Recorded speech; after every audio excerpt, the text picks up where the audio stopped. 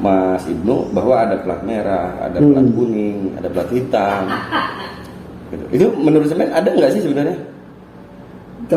Kalau saya sih lebih mengklasifikasi kayak gini. Ternyata di Sumeneb itu banyak seniman yang sebenarnya dia juga pejabat, PNS lah.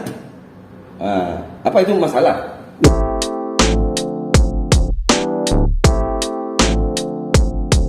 Assalamualaikum warahmatullahi wabarakatuh. Rekan Madura kembali di program Madura Talk bersama saya Ferry Ferdiansyah. Masih seputar tema apa kabar Dewan Kesenian Sumeneb. Beberapa waktu lalu kita sudah menghadirkan tamu mulai dari DKS periode 2000-2005 yang diketuai oleh Saf Anton. Kita hadirkan sendiri Saf Anton ke sini, kemudian pengurus lainnya seperti Mas Ibnu Hajar. Juga kami sudah menghadirkan Kepala Disbud Patwara Kabupaten Sumeneb, Bapak Iksan, juga DKS di era 2008 sampai 2013 yang kemudian tidak bisa banyak bergerak karena tidak pernah mendapatkan SK. Hari ini adalah seri terakhir dari perbincangan Radar Madura dengan kawan-kawan budayawan.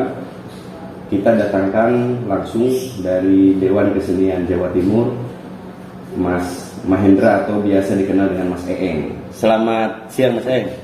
Selamat siang. Assalamualaikum warahmatullahi wabarakatuh. Waalaikumsalam warahmatullahi wabarakatuh. Mas Eeng, kita langsung ngobrol tentang Dewan Kesenian. Jadi dari beberapa tamu yang kita undang, yang kita anggap cukup representatif berbicara tentang DKS, mantan-mantan dan yang secara de facto masih juga DKS yang seperti itu Romidi. Ada benang merah di mana lembaga ini memang harus aktif, harus ada. Gitu. Menurut Mas Eeng sebagai DKJT, gimana Mas? Ya sebenarnya tetap memang harus ada, karena seperti juga disinggung oleh Dirjen Kebudayaan bahwa Dewan Kesenian ini dia akan menjadi jembatan sebenarnya.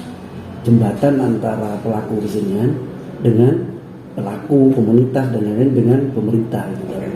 Jadi dia seperti jembatan, dia yang akan menjembatani persoalan-persoalan itu. Karena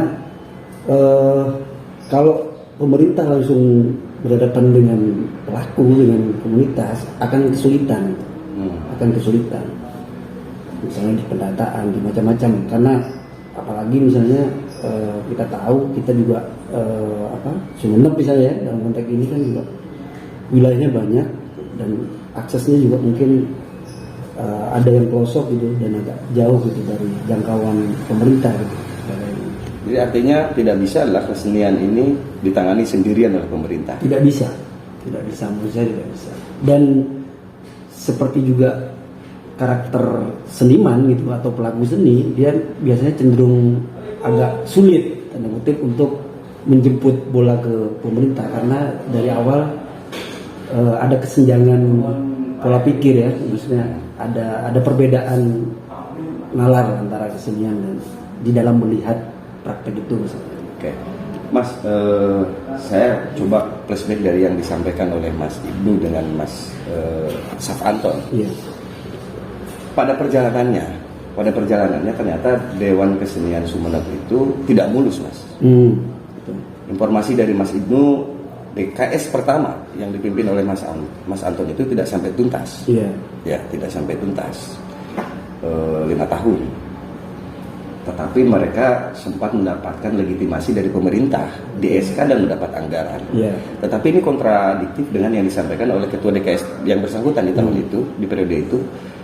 Mas Saf Anton mengatakan tidak di SK, dilantik tidak di SK dan tidak punya anggaran, dan mereka lebih seperti LSM, minta-minta bantuan sponsor lah seperti itu.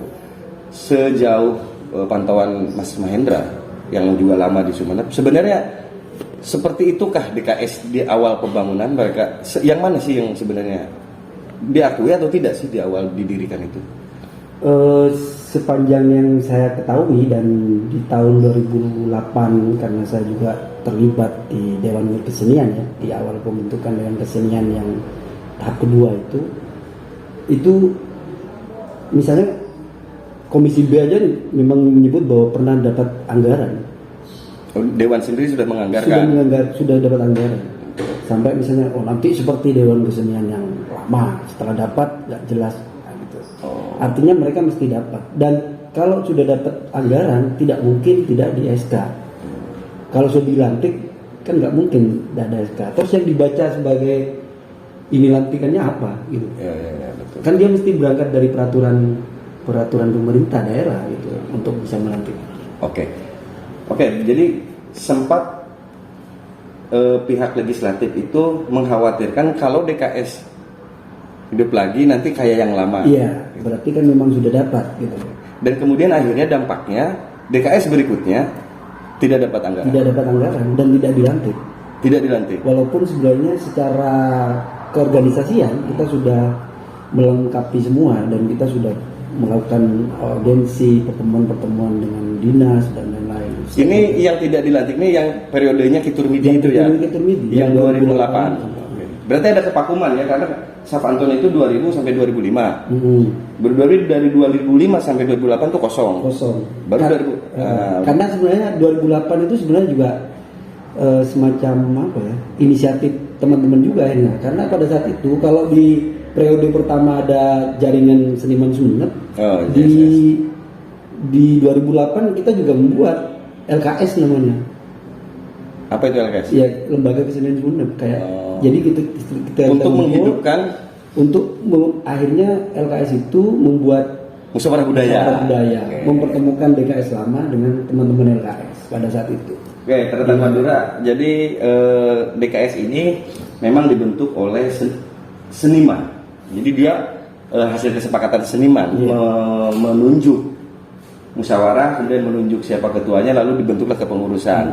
Jika di periode pertama di eranya Saf Anton, JSS, ya, Jaringan Seniman Sumeneb, lalu terbentuklah DKS dengan ketua Saf Anton. Ya. Di berikutnya ada namanya LKS, Lembaga Kesenian Sumeneb. Akhirnya terbentuklah menggelar musyawarah budaya dan terbentuklah DKS dengan ketua Kitur Midi Jaka. Sayangnya yang Kitur Midi Jaka ini tidak di SK, tidak dilantik dan tidak ada anggaran dari pemerintah. Perjuangan untuk dilantik ada nggak dari kawan-kawan Kitur Midi menurut sampean yang sampai, karena sampean dari data yang kami punya, sampean juga bagian dari pengurus DKS di era itu. Betul. Sebenarnya kita hampir berapa tahun ya mencoba membuka ruang-ruang kebuntuan ini gitu. Termasuk waktu ke legislatif ya, ke Komisi B itu ya. Audiensi itu berapa kali kita? Di komisi, di ketua dewan, di Komisi B, terus di fraksi beberapa kali. Dan itu yang bikin mentah. Itu juga bikin mentah. Kita tidak tahu di mana nih sebenarnya letak ininya gitu. Ini luar biasa, karena bayangkan 2008 itu masih kepemimpinan Ki Ramdan. Betul. Berjalan sampai 2013 itu kepemimpinannya Ki Busro. Dan sejak itu tidak ada lagi pemilihan ketua, ketua DKS. Artinya DKS ini masih terus saja itu. Terus saja. 2 periode Ki Busro dan sekarang sudah Pak Fauzi. Ya. Jadi DKS ini sepertinya tidak dilirik. Sampai Saf Anton mengatakan pemerintah setengah hati. Kalau bahasanya Ibnu Hajar itu serius nggak serius pemerintah. Tapi kalau Pak Iksan sendiri, Kepala Disub Tarpora, dia gencar ingin melegalkan DKS. Menurut sampean, Mas, bagaimana? Ini kan katanya pemerintah juga serius. Budayawan juga, iya kita butuh DKS dihidupkan. Lalu apa yang kok nggak ketemu gitu loh? Ya, kalau saya sih sebenarnya lebih melihat ini apa ya, kayak ini sebenarnya persoalan laten ya. Persoalan laten maksudnya gini. Memang seniman, ya pelaku seni itu kan seringkali memang dianggap bahwa mereka kayak mereka sulit diajak untuk komunikasi, sulit diatur dan lain-lain. Stigma ini kan sebenarnya sangat melekat dengan seniman. Sementara di satu sisi misalnya kita juga melihat pemerintah ya tidak terlalu serius juga sebenarnya dalam konteks ingin menghidupkan lagi Dewan Kesenian gitu. Tidak tahu mungkin karena misalnya selama ini pelaksanaan kegiatan kesenian seringkali sudah bisa ditangani oleh EO misalnya dalam konteks ini. Makanya kalau tadi tiba-tiba Dewan Kesenian juga berlaku sebagai EO itu seperti apa ya? Seperti menurunkan LSM kalau apalagi LSM gitu. Itu seperti kayak menurunkan martabat seniman gitu sebagai konseptor, sebagai pemikir, sebagai nggak seperti itu ya seniman dalam bergerak ya. Tidak seperti itu menurut saya. Dan sebenarnya seniman tidak anti pemerintah juga dalam konteks tertentu ya, tidak anti ya. Kalau anti kan berarti dia artinya senyampang masih komunikasi sebenarnya bisa bertemu dan dalam visi yang artinya masih bisa kita orientasikan bersama. Saya pikir seniman sangat terbuka dalam itu. Berarti masih ada peluang ya? Ada peluang untuk bisa duduk bareng dengan pemerintah berbicara bagaimana kemajuan kesenian di Sumeneb. Ini mudah-mudahan pemerintah Sumeneb bahwa ternyata tidak sesulit itulah untuk duduk bareng dengan para seniman. Yang penting punya prinsip yang sama ya, memajukan kesenian di Kabupaten Sumeneb. Mas, ada yang menarik yang saya garis bawahi saat podcast dengan Mas Saf Anton ya, bahwa sekarang daripada mikirin Dewan Kesenian Sumeneb yang lingkupnya kecil, kenapa nggak berbicara tentang Dewan Kebudayaan? Karena payung hukumnya lebih jelas, ada undang-undangnya tentang kemajuan kebudayaan ya. Kemudian juga perdanya juga sudah ada. Sebenarnya perdanya satu, perdanya itu ya seni dan budaya ya. Menurut sampean, apakah harus berubah menjadi Dewan Kebudayaan atau tidak? Kalau saya tidak harus. Kenapa Mas? Tidak harus, karena sebenarnya Imendagri itu yang sebagai payung hukum itu sebenarnya sudah kuat dan dipakai oleh seluruh Dewan Kesenian di Indonesia sebagai ini, dan itu diakui gitu. Undang-undang yang sama digunakan untuk lembaga kesenian yang juga. 1993 itu sebenarnya sudah dipakai oleh semua, tinggal sebenarnya pemerintah aja bagaimana melihat ini gitu, atau bagaimana pemerintah melihat kebutuhan daerahnya akan kesenian dan kebudayaan. Sebenarnya itu sudah kuat, karena misalnya kalau kita mau berubah kepada Dewan Kebudayaan, maka kita akan jadi semakin lebar dan semakin luas. Justru akan semakin bias. Terutama posisi lembaga Dewan Kesenian atau Dewan Kebudayaan itu, karena dia akan beririsan, dia akan dengan lembaga-lembaga kebudayaan yang sejak di awal memang sudah ada, misalnya lembaga adat yang secara de facto dan de jure mereka sebenarnya langsung beririsan dengan kebudayaan itu. Sementara kalau Dewan Kesenian walaupun titik ininya adalah kesenian, tetapi dia bisa tetap berpantul kepada kebudayaan itu sebagai landasan lahirnya kesenian gitu, sebagai satu cipta karsa. Karena kalau di dalam pokok-pokok poin kebudayaan misalnya, itu kan mencakupannya jadi banyak, ada religi, sementara kita juga tahu ada lembaga rabitoh apa gitu yang ma'had. Betul. Itu kan kita jadi ngurusi macam-macam, dan saya pikir cukuplah Dewan Kesenian untuk mengurusi. Tidak perlu menjadi Dewan Kebudayaan. Apalagi misalnya di Hilman Farid di dalam satu pembicaraan dia juga bilang dia selalu menyebut Dewan Kesenian, tidak menyebut Dewan Kebudayaan. Sehubungan dengan UU Pemajuan Kebudayaan yang 2018 itu, dia kemudian banyak ngomong tentang, justru dia ngomong tentang pentingnya Dewan Kesenian gitu di sini. Artinya ya dia Dewan Kesenian sebagai jembatan antara pelaku kesenian, pelaku kesenian, seniman, lembaga kesenian, komunitas dan lain-lain dengan pemerintah atau pemilikan kebijakan itu. Oke, kalau di Dewan Kesenian Jawa Timur sendiri ada nggak wacana-wacana menjadi Dewan Kebudayaan Jawa Timur, atau ada lembaga lain yang ngurusin kebudayaan di Jawa Timur sendiri yang cakupannya lebih luas? Kalau di Jawa Timur sendiri, kalau pembicaraan itu ada. Sebenarnya kan pembicaraan Dewan Kebudayaan ini muncul setelah RUU Pemajuan Kebudayaan itu kan. setelah kongres KKI itu kemudian teman-teman mulai agak goyah. Jadi dia bilang, wah ini kayaknya mending, karena Imendagri seringkali dilemah-lemahkan oleh banyak ini. Dianggap tidak terlalu kuat sebagai ini. Padahal ketika otonomi sebenarnya tinggal daerah aja. Ya dengan Perda, dengan Perbuk dan lain-lain sebenarnya. Tapi sebagai payung hukum dia sebenarnya udah kuat. Apalagi misalnya di dalam pemajuan kebudayaan, kesenian itu jadi poin juga ya di situ, yang poin tersendiri yang juga di dalam pokok-pokok itu loh. Nah, makanya di Undang-Undang Pemajuan Kebudayaan sebenarnya di sana yang diinstruksikan adalah membuat tim perumus pokok-pokok pemikiran kebudayaan daerah. Jadi tim, dan karena dia tim, dia menjadi tidak independen seperti Dewan Kesenian. Jadi dia bisa langsung dibentuk oleh bupati ketika sudah jadi rumusan yang sudah jadi, dan bisa aja bupati juga membubarkan itu misalnya, dan selesai tugasnya. Iya, membuat apalagi misalnya seperti dulu di sini kan juga beberapa kali dibuat tim kreatif namanya apa gitu. Saya cuma ngikuti aja sih.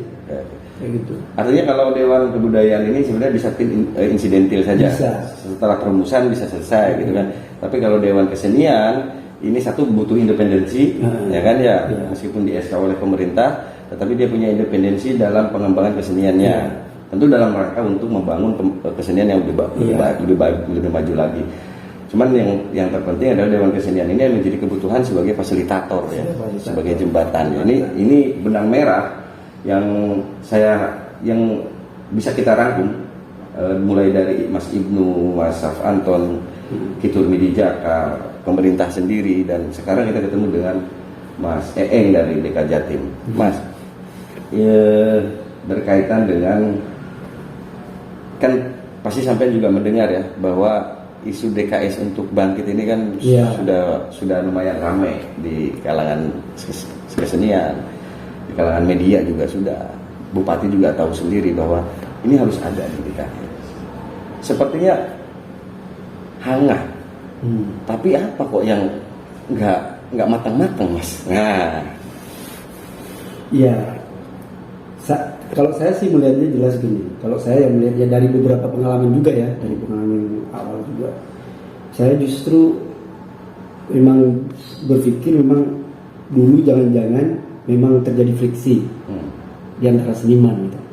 Ya jadi pasca Dewan Kesenian pertama tahun 2000 itu, terus kemudian ada statement dari Komisi B saat itu yang nanti dikasih dana jadi kayak Dewan Kesenian gak jelas gini-gini. Nah, sampai ada kayak gitu. Saya kan jadi melihat justru satu sisi misalnya jangan-jangan memang ada di samping tadi ya bahwa pemerintah memang serius tidak serius gitu dalam konteks yang lain, terus yang lain juga ada beberapa seniman yang juga melakukan oknum seniman yang melakukan pemotongan ini gitu. Karena saya masih sampai hari ini masih percaya bahwa relasi personal itu kadang-kala lebih kuat gitu dalam konteks yang itu yang sebenarnya yang menurut saya juga kemudian merusak dan bahaya citra seniman ya. Citra seniman. Berarti kayak jurnalis juga ya, kayak wartawan juga ya, Mas. Yang merusak citra itu ya oknum internal wartawan sendiri. Seniman juga begitu ya. Tidak menutup kemungkinan. Sehingga kepercayaan legislatif berkurang pada kala itu ya. Oke. Apalagi ditambah misalnya dulu memang pernah dihembuskan bahwa ini ada seniman plat dan lain-lain. Kemarin masih dihembuskan, Mas? Oh gitu ya? Bukan dihembuskan, diakui itu ada, baik oleh Mas Saf Anton maupun Mas Ibnu, bahwa ada plat merah, ada plat kuning, ada plat hitam. Gitu. Itu menurut saya ada nggak sih sebenarnya? Kalau saya sih lebih ingin mengklasifikasi kayak gini. Ternyata di Sumeneb itu banyak seniman yang sebenarnya dia juga pejabat. PNS lah. Apa itu masalah? Bukan masalah. Artinya kalau tadi ada plat-plat, seharusnya kan kalau kita klasifikasikan lebih jelas ini gitu loh. Kenapa misalnya kalau ini bicara ideal ya, ideal dalam arti misalnya seniman itu kan total, seniman itu militan. Tapi karena dia terikat dengan dengan jabatannya dan lain-lain kan, sumpah jabatan. Itu kan saya pikir itu juga mempengaruhi militansi dan otomatis itu ketimbang stereotip yang diberikan kalau seniman plat merah itu misalnya disebut seniman yang sering numpang kepada kegiatan-kegiatan pemerintah. Sementara kebutuhan kita akan dana itu memang iya gitu loh. Memang harusnya di kegiatan-kegiatan itu tampil. Cuma seharusnya seniman itu memang harusnya dibiayai oleh negara, pemerintah dalam konteks ini. Saya jadi ingat DKJ di awal-awal dibentuk. Siapa? Jadi dia bilang gini, gak apa-apa saya ngidupkan DKJ dan tim jadi tim dia membuat tim, saya memang harus saya memang harus rugi gitu loh, harus dibiayai terus, gak bisa kita mengambil keuntungan dari tim dari DKJ gitu misalnya ya. Supaya kesenian tetap. Karena apa? Karena sebenarnya kan kebudayaan itu kan puncak dari peradaban gitu. Jadi peradaban suatu bangsa, suatu daerah itu sebenarnya ditentukan oleh pertumbuhan dan perkembangan kebudayaan setempatnya gitu, masyarakatnya, lingkungan dan semuanya. Jangan mengaku bahwa peradabannya maju tapi kesenian dan kebudayaan ditinggalkan. Iya. Jangan mengaku kita berbudaya, Sumenep itu kota budaya, kalau Dewan Keseniannya nggak ada. Dan di dalam Mendagri itu jelas loh, di situ dikatakan kalau daerah itu sudah punya Dewan Kesenian, maka pemerintah wajib punya gedung kesenian. Di situ harus membuat gedung kesenian. Sepertinya Sumenep sedang mengarah ke sana, Mas. Artinya upaya mereka kalau dikatakan setengah hati enggak setengah hati juga berarti kan? Iya, upaya. Ruangnya ada, tinggal orangnya kan yang belum ini. Iya. Ada masukan nggak buat sampean? Bagaimana supaya DKS ini segera terbentuk? Kalau saya sih sebenarnya ya secepatnya aja. Kalau kita mau ini taktis aja ya. Maksudnya saya taktis aja. Sebenarnya saya di DKJT teman-teman ketua DKJT beberapa waktu juga sempat bicara gimana DKS, apa perlu kita juga datang gitu dan lain-lain untuk segera dibuat DKS. Saya pikir untuk bisa untuk taktis bisa aja sebenarnya pemerintah melunasi hutangnya selama berapa periode itu dengan DKS yang dibuat terkatung-katung. Oh, yang hasil kesepakatan seniman di 2008 itu, iya, yang belum DSK, langsung saja itu DSK kan? Bisa aja, artinya taktis ya. Iya. Baru nanti setelah secara de jure mereka dapat mandat, dapat SK, bisa aja nanti kalau kita melakukan perbaikan di internal. Tapi intinya menurut Samreng, teman-teman seniman ini, terutama DKS lama, DKS yang belum sempat di SK, masih berminat gak untuk berbuat, membangun kebudayaan dan kesenian di Sumenep sejauh sepengetahuan sampean? Kalau saya yakin teman-teman masih berminat, karena maksudnya bukan berminat DKS ya, tapi berminat untuk tadi sesuai dengan Perda Seni dan Budaya yang sudah 2018 disahkan di Sumenep, pengembangan, pelestarian, pengembangan dan perlindungan, apalagi sekarang ditambah oleh UU Pemajuan Kebudayaan dengan pendokumentasian dan revitalisasi dan lain-lain itu, saya pikir teman-teman masih berminat. Dan teman-teman dari 2008 sampai sekarang sebenarnya tidak pernah berhenti, terus bergerak, walaupun tidak sebagai Dewan Kesenian, sebagai pribadi-pribadi yang tetap secara militan bergerak di. Dan sebenarnya mereka itu pengurus Dewan Kesenian sebenarnya. Sebenarnya. Oke. Artinya tidak vakum mereka ya dalam berkesenian. Tidak vakum. Ya termasuk kan radar dulu kan bagian. Betul. Kita ada carang-carang, ada bahasa Pancil kan dibantu oleh teman-teman. Kan sebenarnya itu DKS ya. Iya, dulu kan radar juga salah satu bagian di dalam divisi humas dan Oh iya. Nah, gitu. Ada dulu wartawan radar Mas Abdurri El-Sail ya. Oke, siap. Kita juga undangin beliau, kita juga undang beliau. Mas, untuk yang terakhir, pertanyaan terakhir buat sampean, mumpung sampean. Dan ini sebenarnya seri terakhir kita berbicara tentang apa kabar Dewan Kesenian Sumeneb. Informasi yang kami terima, tapi ini benar atau tidaknya kita nggak tahu, Mas.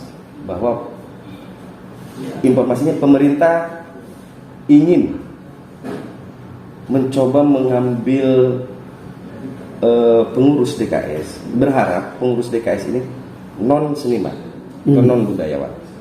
Dan itu juga diusulkan oleh Saf Anton. Kan ada beberapa DKS juga begitu ya, Mas, bukan dari kalangan seniman. Entah banyak atau sedikit di Indonesia saya tidak tahu. Tapi sejauh sepengetahuan sampean, bagaimana, Mas, ketika DKS dipimpin oleh non seniman? Kalau saya melihat historis, melihat juga melihat Lingkungan di kenyataan lingkungan di Sumeneb, kok saya masih belum yakin. Artinya belum siap, mungkin. Seniman dipimpin oleh bukan seniman. Dan bukan seniman tidak akan siap memimpin Seniman. Artinya saya melihat sejarah kemarin ya, sejarah kita sebelumnya dan lingkungan kita gitu, dari beberapa kegiatan, dari beberapa, kok saya tidak yakin gitu. Kalau untuk saat ini tidak tahu ke depan. Tapi memang ada di beberapa daerah yang dia langsung melibatkan, tapi ternyata catatannya masih tetap biasanya buntu dengan para pelaku. Dia banyak lebih mengurusi hanya proyek-proyek yang sifatnya kayak gitu-gitu. Termasuk di misalnya kayak di Jambi apa ya, kalau nggak keliru itu dia orang kepolisian ada kayak gitu. Tapi sedikit, artinya lebih banyak senimannya juga pengurusnya di dalam sebenarnya. Oh, itu hanya figur aja ya? Dia ya ketuanya ini gitu. Kayak dulu di Jombang pernah kayaknya ada, cuma. Tapi untuk konteks Sumenepan, kalau saya kalau Sumeneb kok belum siap ya? Nggak yakin ya. Nggak mungkin ya bisa. Mungkin. Jadi poin, terima kasih banyak Mas Eeng sudah mau hadir di kantor ini. Tentang Madura banyak hal yang bisa kita ambil sebagai kesimpulan dalam pertemuan dengan Mas Eeng ini. Salah satunya bahwa semangat berkesenian di kalangan seniman Sumeneb itu masih kuat, meskipun sempat diabaikan dengan tidak mendapatkan SKDKS. Tapi peluang pemerintah untuk tetap bekerja sama dengan para seniman juga masih sangat lebar. Ini bisa segera direalisasikan.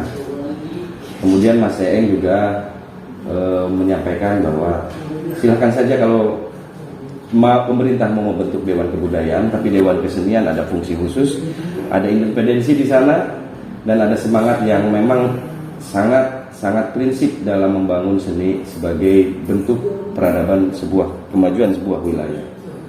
Mudah-mudahan pemerintah bisa membayar hutangnya kepada para seniman yang sudah menggelar musyawarah budaya tapi tak kunjung di SK sejak 2008, mulai dari kepemimpinan Ki Ramdan, Ki Busro 2 periode, dan hari ini 1 tahun kepemimpinannya Bupati Fauzi. Mudah-mudahan Bupati Fauzi bisa membayarkan hutang Pemkab yang berpuluh-puluh tahun itu. Saya Ferry Ferdiansyah undur pamit. Assalamualaikum warahmatullahi wabarakatuh. Waalaikumsalam.